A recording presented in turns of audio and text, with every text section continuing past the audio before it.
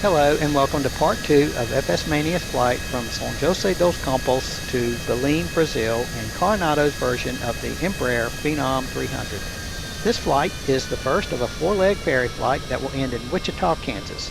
If you're just joining us, we're currently taxiing to runway 15 for departure from Sao Jose dos Campos Airport. Welcome aboard, buckle up, and enjoy the flight.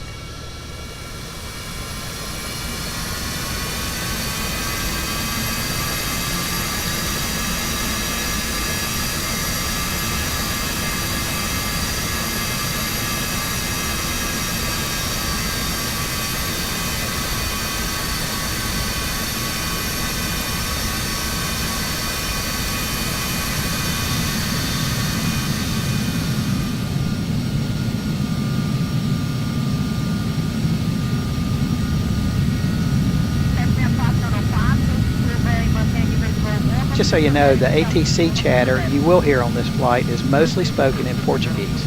So if you understand what the controllers are saying, then you're doing better than me.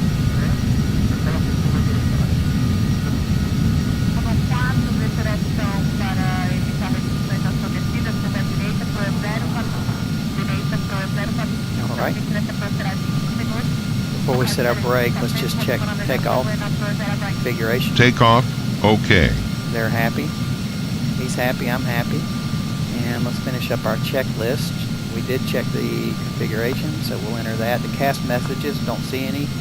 And signs and outlets, let's go ahead and bring those in to cut off the personal electronic devices. Now, that actually cuts off the AC power to the outlets in the cabin.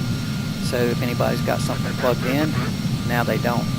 Oh, it might be plugged in, but it's not powered. So we're going to check that, and the yaw damper is off. Passengers, prepare for departure. Lights, we'll use the landing lights and the strobes, and then we can do this check, the thrust assurance check, make sure our engine doesn't quit on us. We'll do that on the runway, and this is after takeoff. So let's go ahead and exit out of there, and let's do one thing here. Let's get our heading sort of going in the direction we're going to go. Begin with runway heading. Just the initial heading there. We're going to be making a turn. Okay, so roughly in there. Sao Jose Tower, Phenom 757 X-ray mic, holding short 15, ready to go.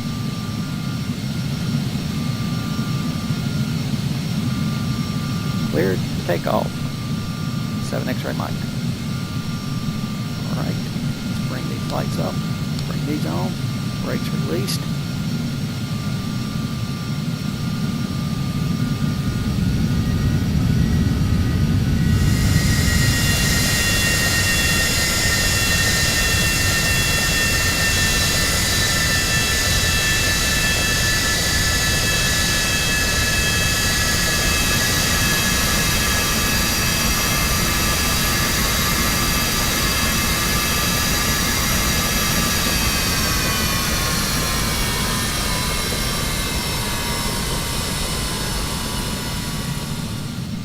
So for the thrust assurance check, we're just going to run the engines up to takeoff power, monitor the ITT, make sure it stays stable for theoretically 30 seconds.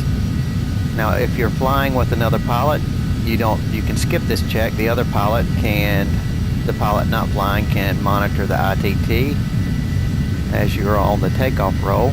Single pilot, then we do it to make sure we're going to have thrust. This is our guarantee our engines won't quit. Right? Maybe not. Let's see, there's takeoff power. ITT is steady at 784. We're going to call that good. Brakes released. Airspeed's alive.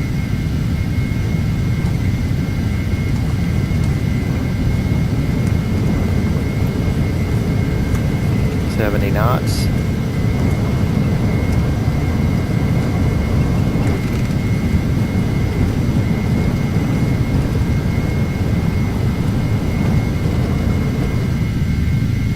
positive rate. Gear up. Flaps up.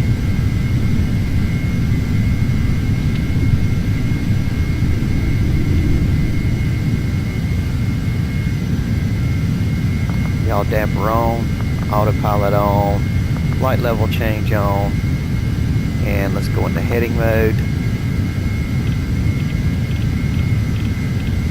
Left to 090, over to departure for 7 X-ray Mike. Have a good day.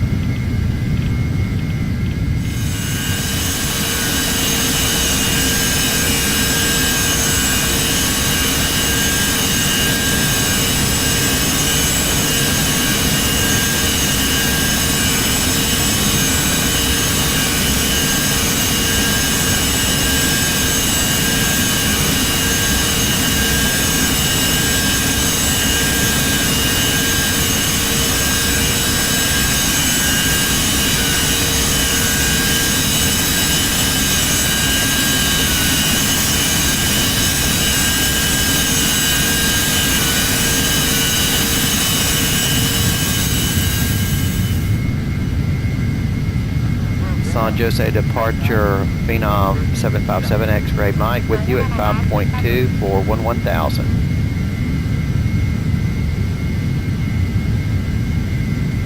Left to 360 and up to 23,000 for 7 X-ray Mike. And let's bring our power back into the climb mode. Get in there where I can see it. Get our heading set in here. There's that. And let's go ahead and dial up our altitude. 230. Let's set that power. So we need to bring it up just a little bit. There we go. And climbing out at 3,800 feet a minute. That's not too shabby. And say so long to San Jose dos Campos. San Jose dos Campos. Goodbye.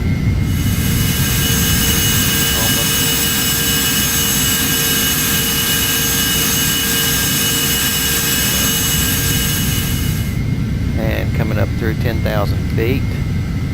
Go ahead and get these lights off right here.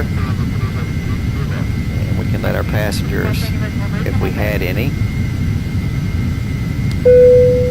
plug in their personal electronic devices, and we're going to intercept this course right here and be on our way to Belem.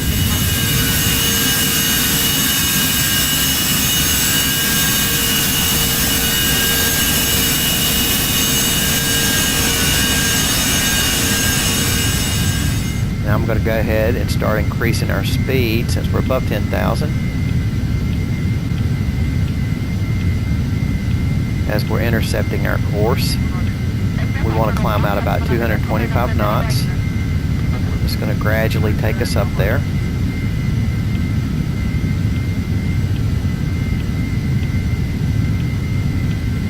I'll zoom us out just a little bit here. Out, not in, there we go. So there's some restricted area off to the right there. We're going to intercept this course and we'll miss that.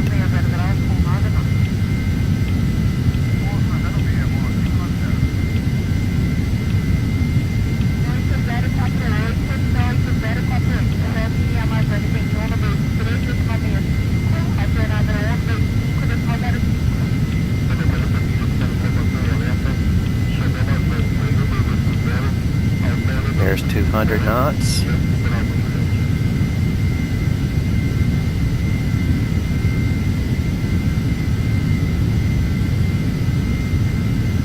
Climbing through 15,000.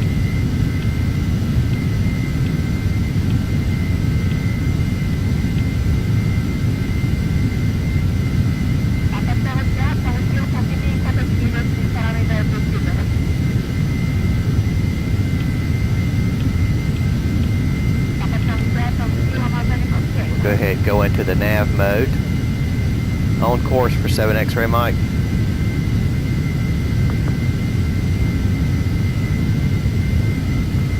So we're indicating GPS is armed. Yaw dampers on, flight level change, out select, everything looks good there. And go ahead and bring that speed on up to 225.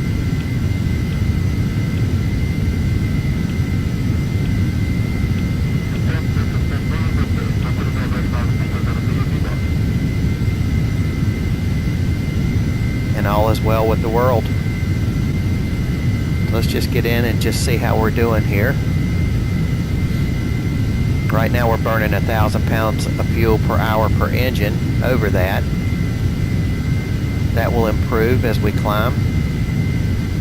Ground speed's 290 knots, climbing out at 3,000 feet per minute. Not too shabby. Go ahead and bring our range out. Just about on course here. Just barely missing that restricted area. That's good. And one thing you'll notice is that the course line appears to be pointing off to our left. And so it's 1,300 miles to Belem. And Great Circle route is a curved line. So this is pointing to the station, to the waypoint. And we are flying the Great Circle route to get there. So let's see how we're doing here, coming up through 200. Everything looks good. Now when Mach level gets up above 0.6 Mach, when we get up into around flight level 300, 310, in that range, we'll start using this Mach number to help maintain our speed, and I'll dial this indicated speed down to hold about 0.6 Mach, and that'll help us get our climb all the way up to the service ceiling of flight level 450. Our wind is just 10 knots, a little bit off the nose, so that's not too bad there. So we're just going to keep it climbing and get this thing up to flight level 450 where we can save some fuel.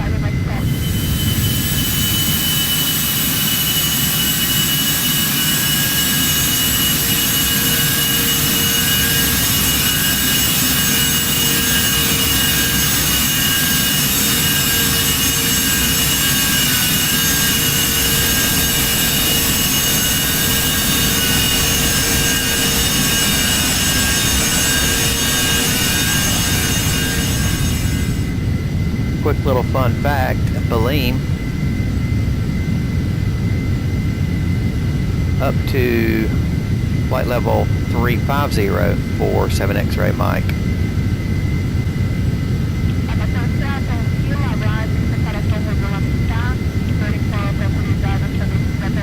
350. Let's do this.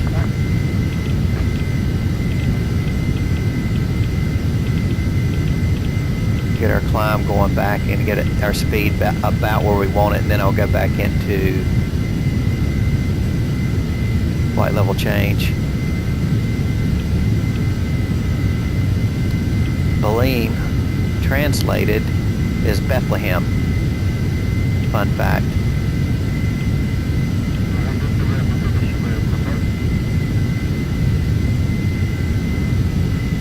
And there's flight level change right there, 225 knots. Go ahead and activate that. So I'm finding that the flight level change is working out pretty well. If you get your speed about where you want it and then activate it, it does a pretty good job of holding it. It won't keep it dead on it, but it keeps it pretty close. I think close enough.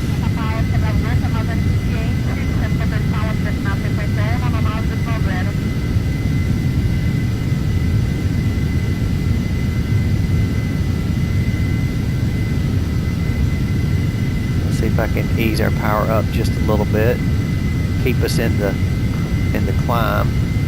There we go. That'll pick us up a little bit more vertical speed there. See that climb a little bit. Coming up through 260, and we'll go ahead and change our altimeter over to standard 29902. One thing I do not know, I should know, I missed this, is the transition level in Brazil. I'm used to it being at 18,000 feet in the US, but I realize it's not that all over the world. Some places it's fairly low. So I'm sure somebody that knows it will leave it in the comments below and we'll be on our merry way. But we're at the transition level now and just cross-checking. Altimeters look good. Getting close to that Mach 0.6.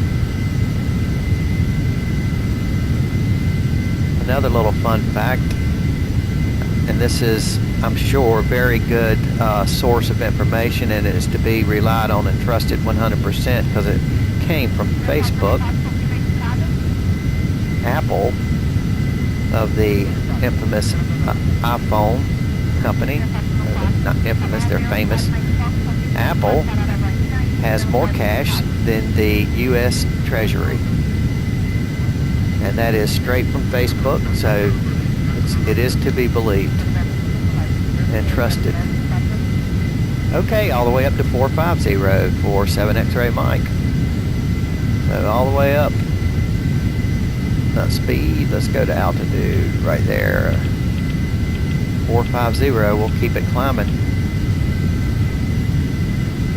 So you can see as we gain altitude, our fuel flow has dropped off, and it will continue to do so. Our vertical speed has dropped off, and it will continue to do so. But we're going to get up there. I'll show you a little technique that you can do. So once you get this up to Mach 0.6, and it should happen around 31,000 feet, right around in there, 31.5. In that range, we should hit about Mach 0.6. Let's get that 225 back in there. Speed select, okay? Then we'll start using the speed select to decrease this number right here to hold this Mach speed. Because as the air gets thinner, our indicated airspeed, actually, we're moving faster than it's a lot faster than what it's indicating. You can see our ground speed here is 355 knots, 356 now. So we're actually going a lot faster as the air gets thinner. We're burning less fuel, which is why we want to fly high. And this is our first leg. We are going to take it up to the maximum certified ceiling and stretch her leg. So we'll see how she does.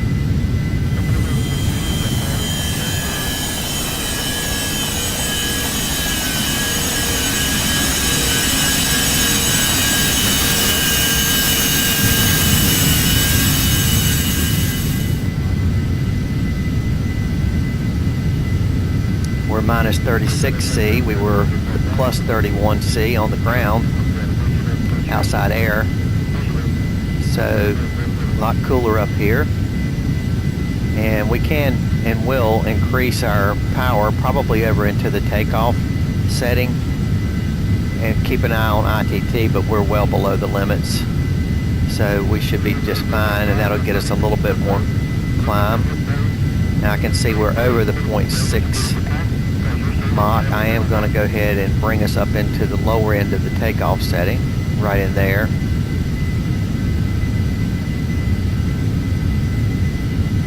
The performance charts say we should be able to climb to flight level 450 in 22 minutes.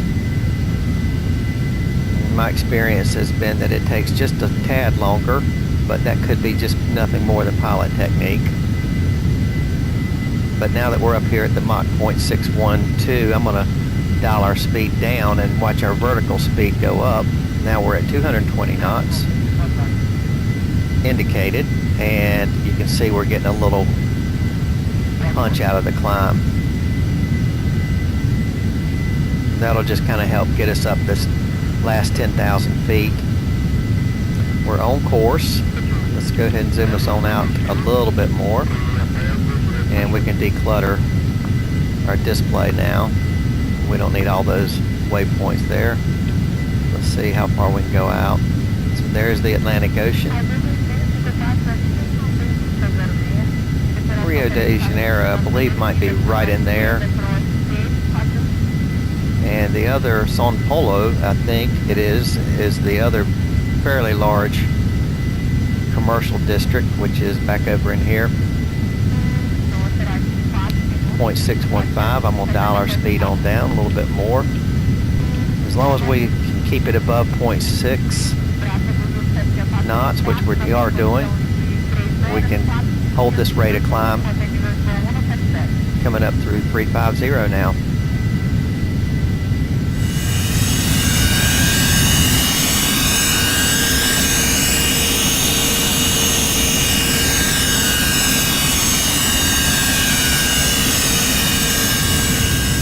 Let's dial that speed on down. I'm just coming down about 5 knots at a time. And that, when everything kind of tapers out, I just look and see where we are here.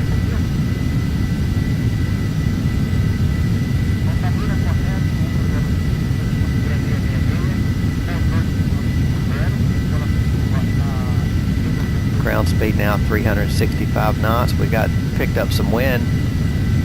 It's helping us a little bit. Right on course. Everything's looking very good. Bring our speed on down some more.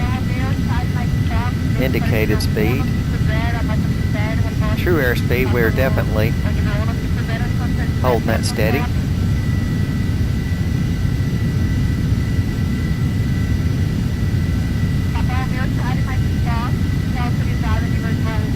Let's see how our fuel flow is doing.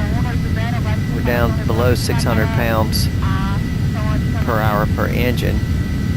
When we get up to flight level 450 and get into a high-speed cruise, which is 0.74 Mach, we will be looking at fuel flow around 430 pounds per hour per engine.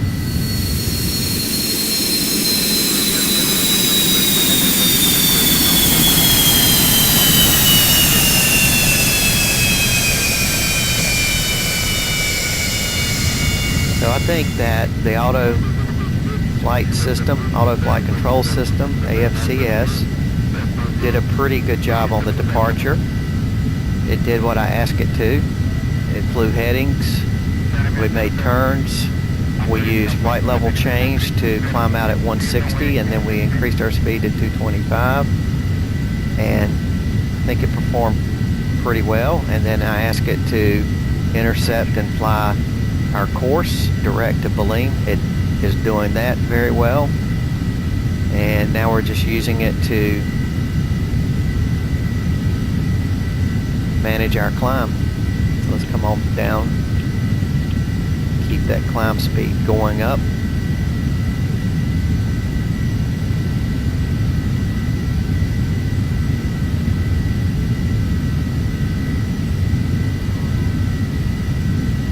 Have a look outside. When we get up here to this high up, it's a little hard to see much on the ground, and a little bit of haze layer today. You can sort of see the top of the haze layer right here. We'll get above that.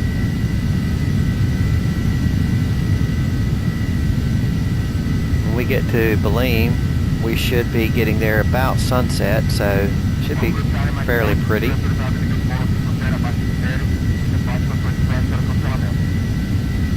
Don't remember if I mentioned it, there are some thunderstorms that are forecast en route. We may have to circumnavigate. They're scattered, nothing to worry about. Weather in Belem looks very good for our arrival. Winds favoring runway 6. A few scattered clouds about 4,000 feet, visibility greater than 10.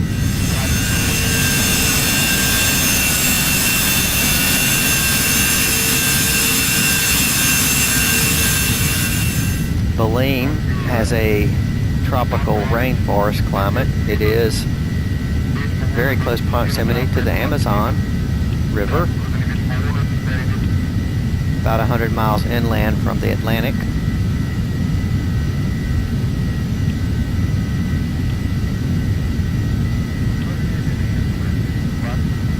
So there's that.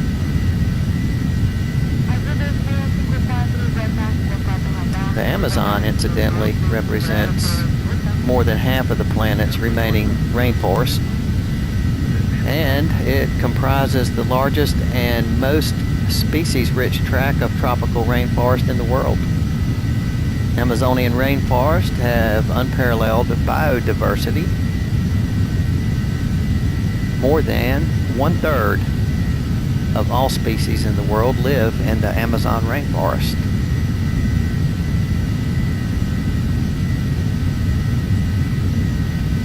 Fun fact.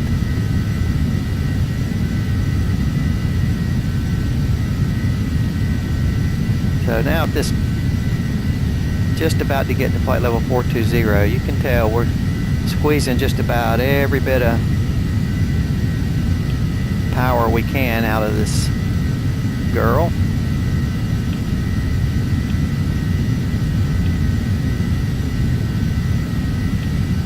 But we're holding our own with our Mach speed, our ground speed. Still looking very good.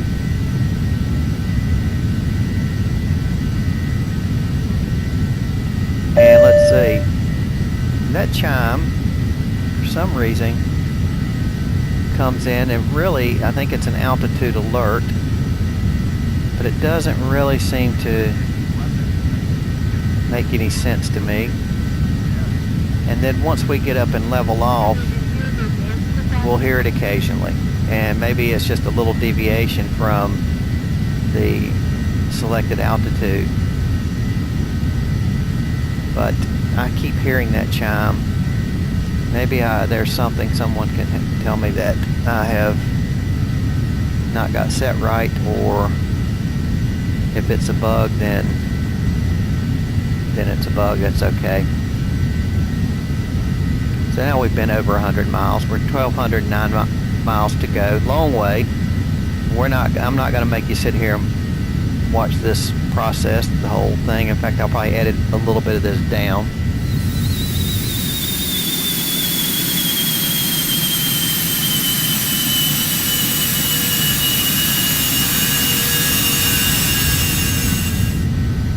One other interesting note as we approach our cruise level, Embraer, every now and then I slip up and say Embraer Phenoms 300s now are equipped with a Prodigy, Embraer Prodigy Touch, which is based on a Garmin 3000. So we're still trying to get our Garmin 1000 to make us happy, but now there's a Garmin 3000 available. So I'm going to share my thoughts on this particular Garmin.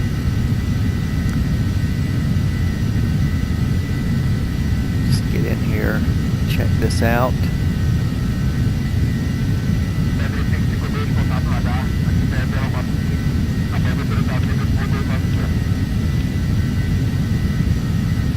Should just about take us on up there, level off. Now what will happen here is we'll see flight level change to pitch.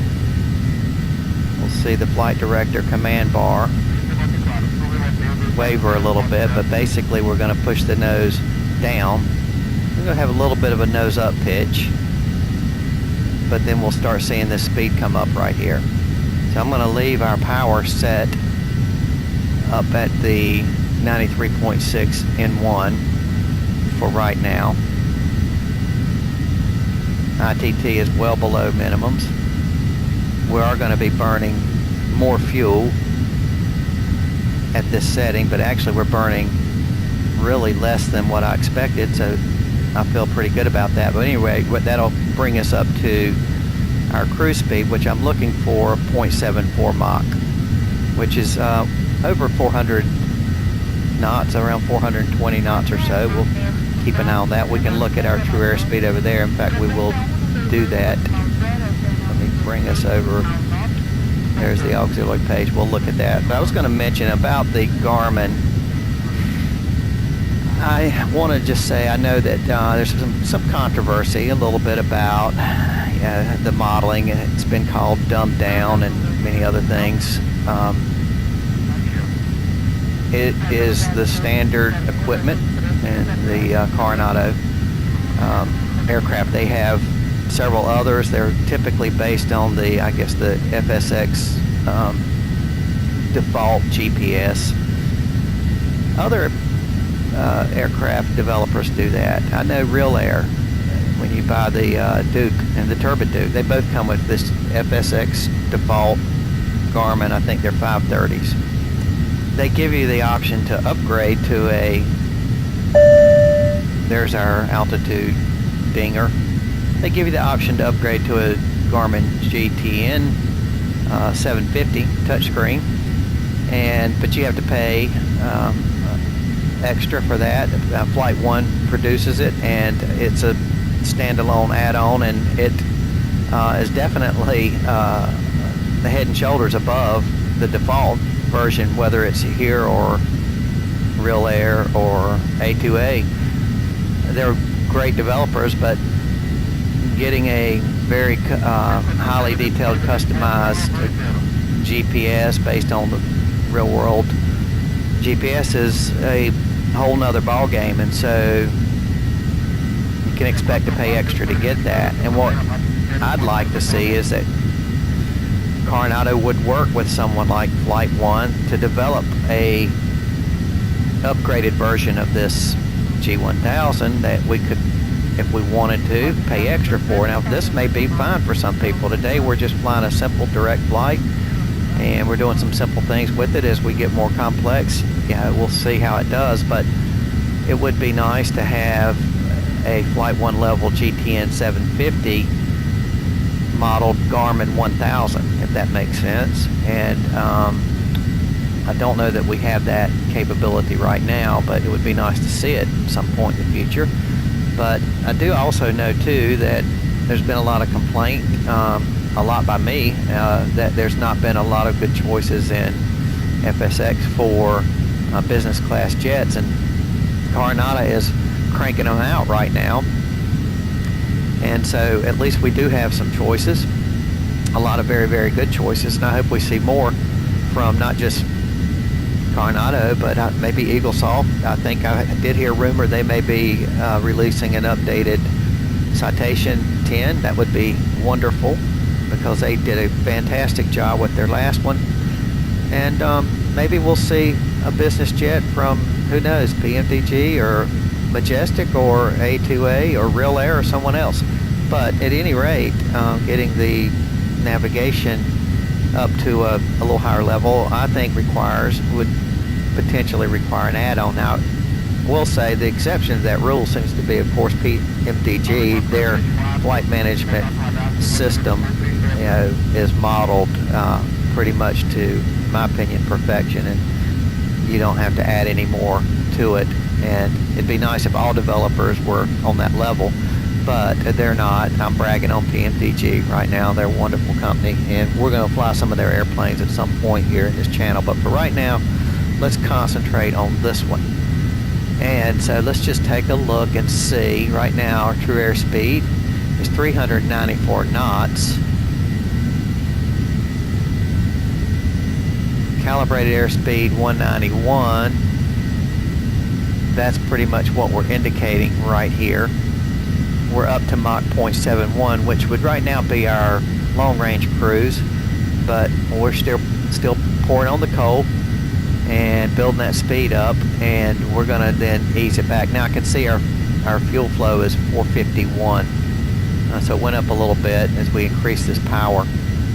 So we're going to be able to bring that back here in just a minute. I have seen we've got 18 knots, and that's calculating it. It's a 13 knot tailwind, and that looks like that's working great. But I've also seen this when the wind's coming from the nose, it still says that we have a tailwind, so it doesn't seem to want to change over and acknowledge when we have a headwind. No big deal. ETE, estimated time en route.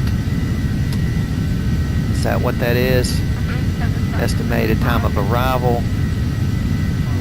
I don't know. That might be Zulu time. I think we're going to be getting into town about 6:30ish or so, and so that'd be like 14. I'm sorry, no, it's not 14. It's 1800, somewhere in there. 1730, right in that range. So let's see, anything else we can look at here while we're in here. Departure time shows us right there, 1438. Ground speed right here. Fuel flow, and fuel flow, that's in gallons, not pounds. Right now it's indicating 68 gallons an hour, and it's showing we have 660 gallons left over, so that's good.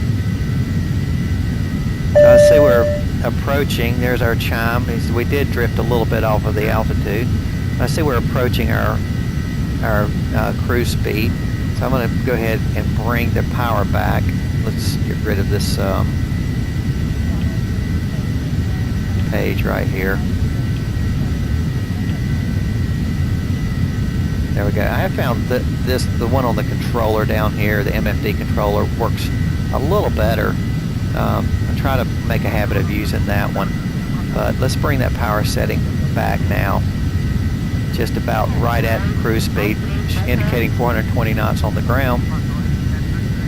And I'm going to start bringing us back into the cruise setting. We'll stop it right there and see what that does to our fuel flow. And we're at Mach 0.74. I think we can actually come on back a little further.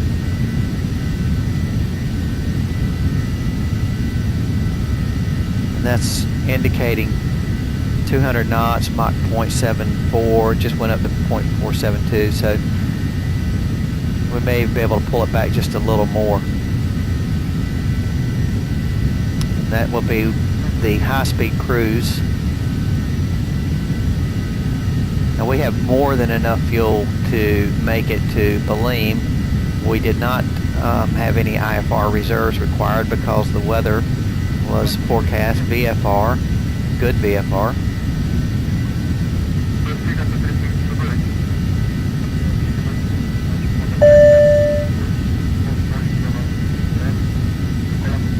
Yeah, I'm going to ease that power back just a little more. There's about 430 knots on the fuel flow. So I'm going to just leave it right there, and we're just going to cruise along here very happily. And what I'll do is break the video and probably end this particular segment. When we come back, I may, of course, show some of the en route phase of the flight, just some segments of it, so you can see some of the scenery. And but when we come back, we'll descend into Belem and see how the airplane does on the approach, and the autopilot handles that. So until then, there's that chime again. So until then, I want to say thanks for joining me on this flight. Look forward to seeing you on the next one. Please stay tuned. And from FS Mania, so long.